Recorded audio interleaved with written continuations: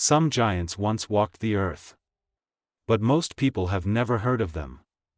In the Bible, they are called the Nephilim, a mysterious race that has puzzled scholars for centuries. Who were they? Were they just a story, or did they really exist? Today, on Discover Bible Today, we'll uncover the secrets of the Nephilim, the giants of the Bible. The word Nephilim appears only a few times in the Bible, but it carries an air of mystery.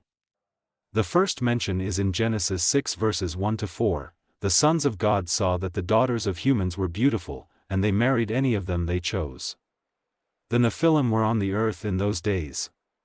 What's fascinating is that these beings existed before the flood, at a time when humanity was described as becoming increasingly corrupt.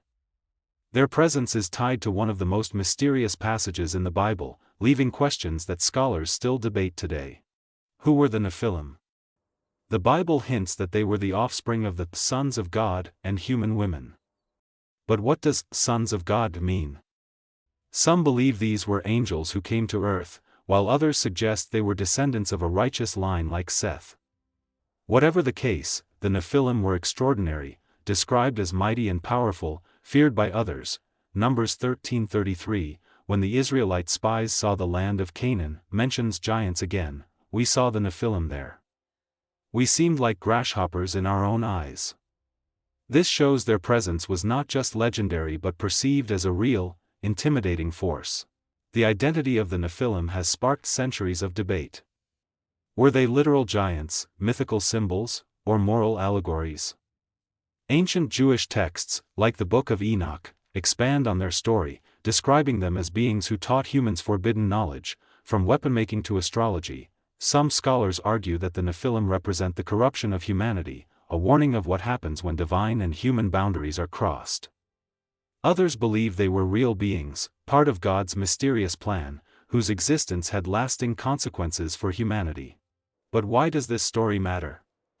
The Nephilim remind us of the seriousness of moral corruption and the consequences of disobedience.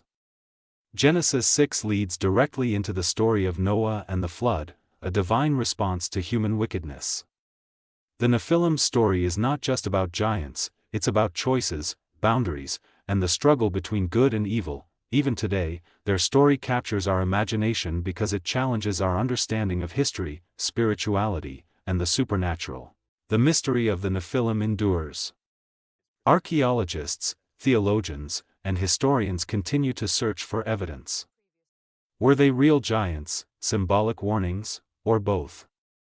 Perhaps we will never know for certain. One thing is clear: the story of the Nephilim invites us to explore the Bible more deeply.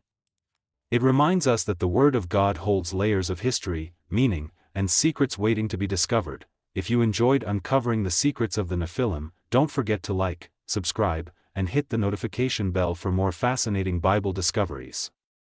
And tell us in the comments, do you think the Nephilim were real, or just a story?